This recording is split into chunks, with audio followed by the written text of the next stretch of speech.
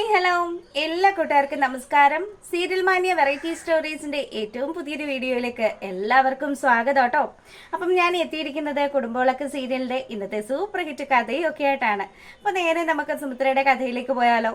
അങ്ങനെതാ നമ്മളെ കാണിക്കുന്നത് അപ്പു ആണെങ്കിൽ പൂജ വരുന്നത് വെയിറ്റ് ചെയ്ത് നിൽക്കുകയാണ്. അപ്പൊ പൂജയെ കണ്ട് തന്റെ മനസ്സിലുള്ള കാര്യങ്ങളെല്ലാം സംസാരിക്കണം. അവൾക്ക് തന്നോട് എന്തോ ഒരു അകൽച്ചയുണ്ട് എന്നൊക്കെ മനസ്സിലാക്കി തന്നെയാണ് അപ്പു അവളെ കാത്തവിടെ നിൽക്കുന്നത് കേട്ടോ.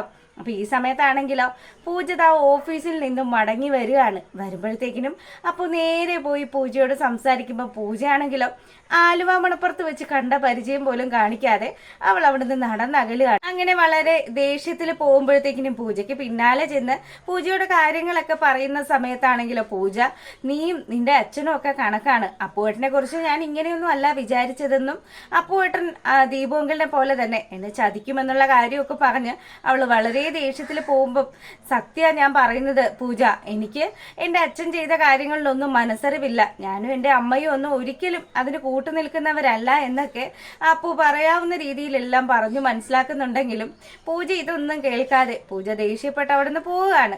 അങ്ങനെ ആ ഒരു സീൻ കഴിയുമ്പോഴാണെങ്കിലോ നമ്മുടെ സുമിത്രയാണെങ്കിൽ ഭയങ്കര പാചക പരിപാടികളിലൊക്കെയാണ്. അപ്പോൾ പുള്ളിക്കാരി നല്ല ഫുഡൊക്കെ ഉണ്ടാക്കുന്ന കാണുമ്പോഴത്തേക്കിനും കിച്ചണിലേക്ക് നമ്മുടെ സിദ്ധുവും സരസ്വതിയമ്മയും ചെല്ലുകയാണ്. ഇവർ ചോദിക്കുന്നുണ്ട്, അല്ല ഇന്ന് പ്രത്യേകത, ഇന്ന് എന്തൊക്കെയോ പല വിഭവങ്ങളൊക്കെ ഉണ്ടാക്കുന്നുണ്ടല്ലോ, നല്ല സ്മെല്ലൊക്കെ വരുന്നുണ്ട്. അപ്പം ഉടനെ തന്നെ സരസ്വതിയമ്മ പറയാണ്, ഇവളെ അടുക്കള കയറി കഴിഞ്ഞാൽ പിന്നെ വേറെ ആരെയും അടുക്കളയിലേക്ക് കയറ്റില്ല. അവൾക്ക് ഇഷ്ടപ്പെട്ട ആഹാരങ്ങൾ അത് അവളുടെ കൈകൊണ്ട് തന്നെ ഉണ്ടാക്കണം. ഉടനെ സുമിത്ര തന്റെ സന്തോഷം സിദ്ധുവിന്റെ അടുത്ത് പങ്കുവെക്കുകയാണ്. അതെ, അനിരുദ്ധും അവന്റെ കുടുംബവും ഒക്കെ കൂടി ഇങ്ങോട്ട് വരും. ആ കാര്യം എന്റെ മകനും മരുമകൾക്കും ഒക്കെ ഇഷ്ടപ്പെട്ട ഫുഡ് അത് ഞാൻ ഉണ്ടാക്കുകയാണ് എന്നും പറഞ്ഞ് വളരെ കാര്യത്തിന് ഭക്ഷണമൊക്കെ ഇങ്ങനെ ഓരോന്നോ എടുത്ത് ഇങ്ങനെ വെക്കുകയാണ്. അപ്പൊ സരസ്വതിയമ്മ പറയുന്നുണ്ട്, അല്ല ഇന്നെന്താ പായസമൊക്കെ ഉണ്ടാക്കിയിട്ടുണ്ടോ? ആ പായസമൊക്കെ ഉണ്ട്. എത്ര കാലമായി സുമിത്രയുടെ കൈകൊണ്ട് ഉണ്ടാക്കിയ ഭക്ഷണം കഴിച്ചിട്ട് എന്നൊക്കെ പറഞ്ഞ് സിദ്ധാർത്ഥ് ഇങ്ങനെ പഴയ കാര്യങ്ങളിലേക്കാണ് സിദ്ധു എത്തിക്കുന്നത്. അപ്പൊ ആ സമയത്താണെങ്കിലോ ഒരു ഗ്ലാസ് പായസം സുമിത്ര സ്വന്തം കൈകൊണ്ട് തന്നെ നമ്മുടെ സിദ്ധാർത്ഥിന് നൽകുകയാണ്. അങ്ങനെ വലിയ കാര്യത്തിന് പായസമൊക്കെ വാങ്ങി നമ്മുടെ സിദ്ധാർത്ഥ് കുടിച്ചുകൊണ്ടിരിക്കുമ്പം സിദ്ധു പഴയ കാലങ്ങളിലേക്ക് സഞ്ചരിക്കുകയാണ്. അപ്പം പണ്ട് അച്ഛനും അമ്മയും നമ്മളെല്ലാവരും കൂടി വളരെ ഹാപ്പി ആയിട്ട് ജീവിച്ചിരുന്ന ആ ഒരു കാലം, അന്ന് നീ ഉണ്ടാക്കുന്ന സദ്യകൾ അതിൻ്റെ മേന്മ ഒന്നും തിരിച്ചറിയാതെ ഞാൻ നിന്നെ തഴഞ്ഞിട്ട് പോയി. പക്ഷേ അത് വലിയൊരു തെറ്റ് തന്നെയായിരുന്നു. മാണിക്യത്തെ കണ്ടില്ല എന്ന് വിചാരിച്ച് ഞാൻ നടന്നത് വലിയൊരു തെറ്റായി പോയി എന്നൊക്കെ പറഞ്ഞ് പുള്ളി ഭയങ്കര നിരാശ പ്രകടിപ്പിക്കുമ്പം സുമിത്ര പറയുന്നുണ്ട്, അതെ കഴിഞ്ഞുപോയ കാര്യങ്ങൾ എല്ലാം കഴിഞ്ഞുപോയി. ഇനി ഒരിക്കലും ആ ജീവിതവും ആ കാലവും ഒന്നും തിരികെ വരുമൊന്നും ഇല്ലല്ലോ. അതുകൊണ്ട് തന്നെ സിദ്ധാർത്ഥിനി അത്തരം കാര്യങ്ങളൊന്നും ആലോചിക്കാതെ പുതിയ കാര്യങ്ങളെക്കുറിച്ച് ആലോചിക്കുന്നുള്ള ഒരു താക്കീത് കൊടുക്കുകയാണ്. അപ്പൊ നമ്മുടെ സരസ്വതി അമ്മയ്ക്ക് പരിപാടി പിടികിട്ടി. സരസ്വതി അമ്മ പറയുന്നുണ്ട്, സിദ്ധു അവള് പറഞ്ഞത് എന്താണ് എന്നൊക്കെ നിനക്ക് മനസ്സിലായോ എന്ന് ചോദിക്കുമ്പം അവള് പറഞ്ഞതെല്ലാം എനിക്ക് മനസ്സിലായി. പിന്നെ അവള് വിചാരിക്കുന്നത് പോലെ അല്ലല്ലോ കാര്യങ്ങൾ നടക്കുക. ഞാൻ എൻ്റെ മനസ്സിൽ ചില കാര്യങ്ങളൊക്കെ തീരുമാനിച്ചു വെച്ചിട്ടുണ്ട്, അതുപോലെ തന്നെ നടക്കുകയുള്ളൂ എന്നുള്ള കാര്യമൊക്കെ സിദ്ധു സരസ്വതിയോട് പറയുമ്പം സുമിത്ര അവിടെ നിന്ന് അങ്ങ് പോയി കേട്ടോ. അപ്പം അമ്മ, മോനെ നീ എത്ര കണ്ട് ആഗ്രഹിച്ചാലും സുമിത്രയുടെ സ്വഭാവവും കാര്യങ്ങളും ഒന്നും നിനക്ക് ഇതുവരെ പിടികിട്ടിയിട്ടില്ല. അവള് നിന്റെ 3 കുഞ്ഞുങ്ങളുടെ അമ്മയായിട്ട് പോലും നിനക്ക് അവളുടെ സ്വഭാവം മനസ്സിലാക്കാൻ പറ്റിയില്ലല്ലോ. അവൾ ആഗ്രഹിക്കുന്നത് നിന്നോടൊപ്പം ഉള്ളൊരു ജീവിതമൊന്നും അല്ല. പിന്നതെ നീ ഇങ്ങനെ മനക്കോട്ട കെട്ടി മനപ്പായസമൊക്കെ ഉണ്ട് ഇങ്ങനെ ഇരുന്നോ? നിനക്കിനി കിട്ടാനുള്ളതെന്ന് പറഞ്ഞാൽ ഇതുപോലെ എന്തെങ്കിലും ഭക്ഷണം കിട്ടും, അല്ലെങ്കിൽ സ്നേഹമായിട്ട് എന്തെങ്കിലും ഒരു സംസാരം ഉണ്ടാകും. അതിനപ്പുറം ഒരു ജീവിതം എൻ്റെ മകൻ സ്വപ്നം കാണണ്ട എന്നും പറഞ്ഞ് സരസ്വതി അമ്മ അവിടുന്ന് പോവാൻ തുടങ്ങുമ്പം സിദ്ധു പറയുന്നുണ്ട്, അമ്മേ സുമിത്ര പഴയതുപോലെ എൻ്റെ ജീവിതത്തിലേക്ക് വരും, തിരികെ വരുമെന്നുള്ള പൂർണ്ണ വിശ്വാസം എനിക്കുണ്ട്. അതുകൊണ്ട് അമ്മ ഇനി അങ്ങനെയൊന്നും പറഞ്ഞ് എന്നെ ഡീമോട്ടിവേറ്റ് ചെയ്യാൻ നോക്കണ്ടെന്നും പറഞ്ഞ് സിദ്ധു അവിടുന്ന് പോവുകയാണ്. അപ്പം അങ്ങനെ നമ്മുടെ ശീതളിന്റെ റൂമിലാണെങ്കിൽ ശീതൾ ആകെ മൊത്തം വിഷമിച്ച് നിൽക്കുകയാണ്. തൻ്റെ കെട്ടിയോൻ അവിടെയാണ്, തൻ്റെ ജീവിതം ഇങ്ങനെയൊക്കെ ആയി എന്നുള്ളൊരു നിരാശയാണ് ശീതളിനുള്ളത്. ശീതളിന്റെ ഫോണിലേക്ക് സച്ചിൻ നിർത്താണ്ട് വിളിച്ചുകൊണ്ടിരിക്കുമ്പോഴത്തേക്കിനും ഈ ഫോണിന്റെ അടി കേട്ട് നമ്മുടെ സരസ്വതി അങ്ങോട്ട് ചെല്ലുകയാണ്. അല്ല മോളെ, ആരാ നിന്നെ വിളിച്ചത്? അത് സച്ചിനാണച്ചമ്മ, ഇനി ആ കോൾ എടുക്കാൻ മേലേന്ന് ചോദിക്കുകയാണ് സരസ്വതി. അത് ശരിയാവില്ല, അമ്മ പറഞ്ഞിട്ടുണ്ട് സച്ചിൻ വിളിച്ചു കഴിഞ്ഞാൽ അവനോടൊന്നും സംസാരിക്കാൻ നിൽക്കരുതെന്ന് തന്നെയാണ്. അതുകൊണ്ട് ഫോൺ എടുക്കണ്ട, അതവിടെ കിടന്ന് അടിച്ചോട്ടെ എന്ന് പറയുമ്പം, എടി മോളെ നീ എന്തറിഞ്ഞിട്ടാണ്? നിന്റെ അമ്മ നിന്റെ ജീവിതം തകർക്കാൻ തന്നെ ശ്രമിക്കുകയാണ്. നീ കാര്യങ്ങൾ മനസ്സിലാക്കാതെ ഇനിയും ഇവിടെ നിന്ന് വട്ടം കറങ്ങിയാൽ നിന്റെ ജീവിതം നായ നക്കിയതുപോലെ ആവും.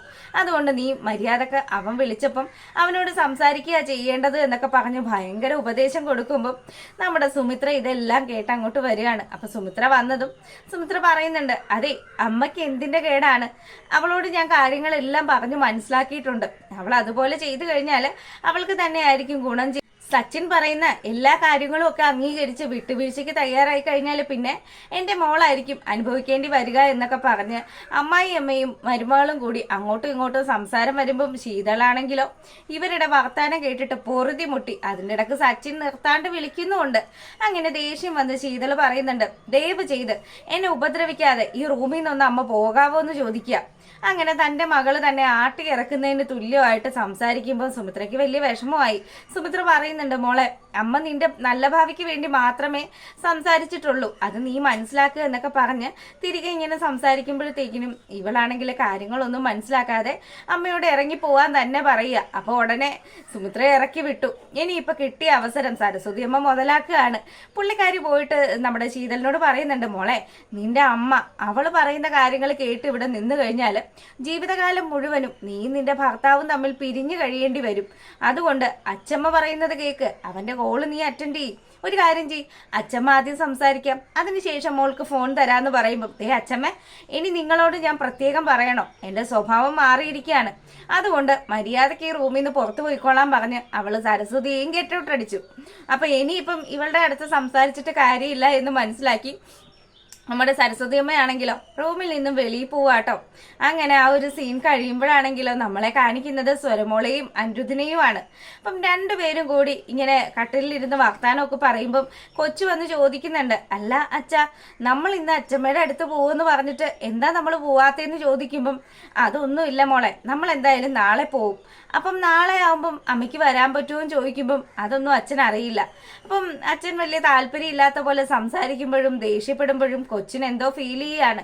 കൊച്ചു ചോദിക്കുന്നുണ്ട്, എന്തു പറ്റി, അച്ഛനും അമ്മയും തമ്മിൽ പിണങ്ങിയോ എന്ന് ചോദിക്കുമ്പം സ്വര മോളോട് അച്ഛൻ പറഞ്ഞില്ലേ മോള് പോയി കിടക്ക്, നല്ല കുട്ടിയായിട്ട് പോയി കിടന്നുറങ്ങ്, അച്ഛനും അമ്മയും തമ്മിൽ പിണങ്ങിയിട്ടില്ല എന്നും പറഞ്ഞ് അനിരുദ്ധ് കുഞ്ഞിനെ ആശ്വസിപ്പിക്കുകയാണ്. അപ്പം അങ്ങോട്ടേക്ക് നമ്മുടെ അനന്യ വന്നു.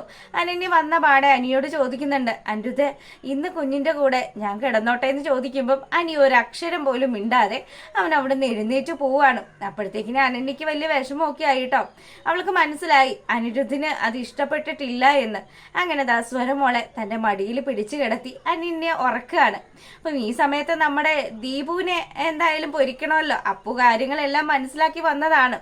അങ്ങനെ അപ്പു ചിത്രയും അവിടെ ഇരിക്കുന്നുണ്ട്. അപ്പം ദീപുവിനെ കുറിച്ചുള്ള കാര്യങ്ങള് ചിത്രയോട് സംസാരിക്കുകയാണ്. അയാളെ കുറിച്ച് ഞാൻ ഇങ്ങനെയൊന്നും അല്ലമ്മേ വിചാരിച്ചത്, അയാൾ ഇങ്ങനെയുള്ള ഒരു വൃത്തികെട്ട സ്വഭാവക്കാരനാണ് എന്ന് മനസ്സിലായത് ഇപ്പോഴാണ് എന്നൊക്കെ പറഞ്ഞ് സ്വന്തം അച്ഛനെ കുറിച്ച് ഇവൻ മോശമായി സംസാരിക്കുമ്പോൾ ഇതെല്ലാം കേട്ട് ദീപു അപ്പുറം വരികയാണ്. അപ്പൊ ദീപു പറയുന്നുണ്ട്, മോനെ അങ്ങനെയൊന്നും പറയല്ലേടാ, അച്ഛന് തെറ്റുപറ്റി പോയിട്ടുണ്ട്, പക്ഷെ അതൊരിക്കലും നിന്റെ നല്ല ഭാവിക്ക് എതിരല്ല എന്നൊക്കെ പറഞ്ഞ് സംസാരിക്കുമ്പം അപ്പു പറയാണ്, അതെ നിങ്ങൾ ചെയ്തു കൂട്ടിയതൊന്നും എൻ്റെ നല്ല ഭാവിക്ക് വേണ്ടിയിട്ടല്ല എന്നുള്ളത് നിങ്ങളുടെ പ്രവർത്തികളിൽ നിന്ന് തന്നെ എനിക്ക് മനസ്സിലായി.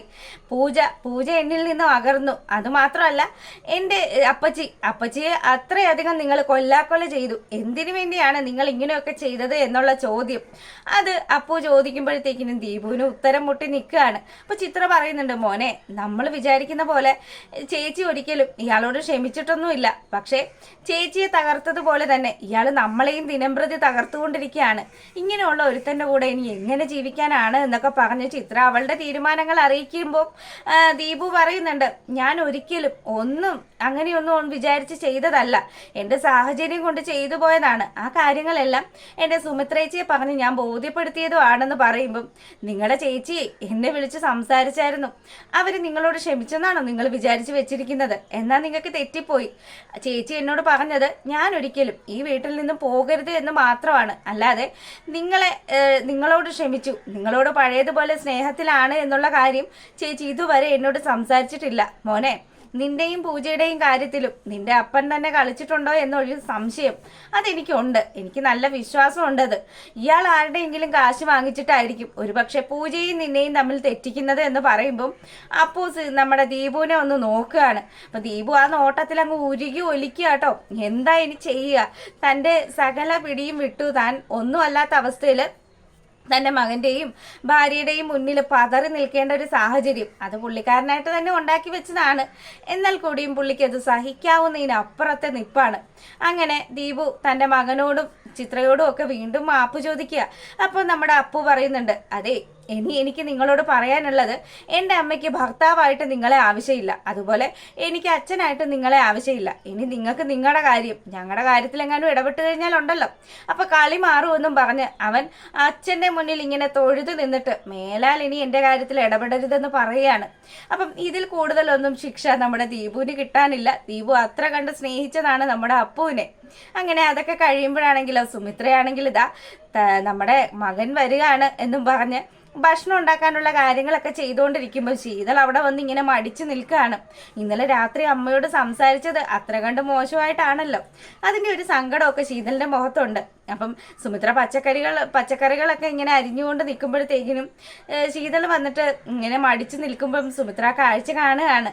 ശീതളിനെ പതിയെ ഇങ്ങ് വിളിക്കുക, മോളെ ഇങ്ങ് വാ, മോളിവിടെ വാ, ദേ ഇങ്ങ് വാ, ഈ പരിപാടിയൊക്കെ കണ്ടോ എന്ന് ചോദിക്കുമ്പം എന്താ അമ്മ, ഞാൻ ഇന്നലെ അമ്മയോട് അത്രയും മോശമായിട്ടല്ലേ സംസാരിച്ചത്, അമ്മയ്ക്ക് വിഷമായി കാണുമല്ലോ, എന്നോട് ക്ഷമിക്കണമെന്നും പറഞ്ഞ് ശീതൾ മാപ്പ് ചോദിക്കുമ്പോഴത്തേക്കിനും സുമിത്ര പറയുന്നുണ്ട്, മോളെ അതൊന്നും സാരമില്ല, നിന്റെ മാനസികാവസ്ഥ അമ്മയ്ക്ക് മനസ്സിലാകുമല്ലോ, നീ ഒരിക്കലും പേടിക്കൊന്നും വേണ്ടടി, നിന്നെയും സച്ചിനെയും തമ്മിൽ ഒരുമിപ്പിക്കുന്ന കാര്യം അമ്മ ഏറ്റു എന്നൊക്കെ പറഞ്ഞ് ഇങ്ങനെ വലിയ കാര്യത്തിന് സംസാരിക്കുമ്പം അല്ലമ്മേ അമ്മ എന്തൊക്കെയായി ഉണ്ടാക്കുന്നതെന്ന് ചോദിക്കുമ്പം അതെ നിന്റെ ഏട്ടനും ഏട്ടത്തിയമ്മയും അതുപോലെ എൻ്റെ കുഞ്ഞും ഒക്കെ വരുമല്ലേ, അപ്പം അവർക്ക് ഇഷ്ടപ്പെട്ട ഭക്ഷണമൊക്കെ ഉണ്ടാക്കുകയാണ്, കുഞ്ഞിന് എന്താ ഇഷ്ടമെന്നൊന്നും അമ്മയ്ക്ക് അറിയില്ല, എന്നാൽ കൂടിയും അനന്യയ്ക്കും അനിരുദ്ധിനും ഇഷ്ടമുള്ള സദ്യകളെല്ലാം ഉണ്ടാക്കണമെന്നൊക്കെ പറഞ്ഞ് പുള്ളിക്കാരി വലിയ ഹാപ്പിയിലാണ്. അപ്പം എന്തായാലും നമ്മുടെ അനിരുദ്ധ് കുഞ്ഞിനെയും കൂട്ടി അവിടെ എത്തുകയൊക്കെ ചെയ്യും. പക്ഷേ അനന്യ ഒപ്പം ഇല്ലെന്ന് ഉള്ള ഒരു സങ്കടം അത് നമ്മുടെ സുമിത്ര തന്നെ മുന്നിട്ടിറങ്ങി ആ പ്രശ്നത്തിന് ഒരു പരിഹാരമൊക്കെ കാണുമെന്നൊക്കെ കാണിച്ചുകൊണ്ടാണ് ഇന്നത്തെ എപ്പിസോഡ് വൈൻഡപ്പ് ആകുന്നത്.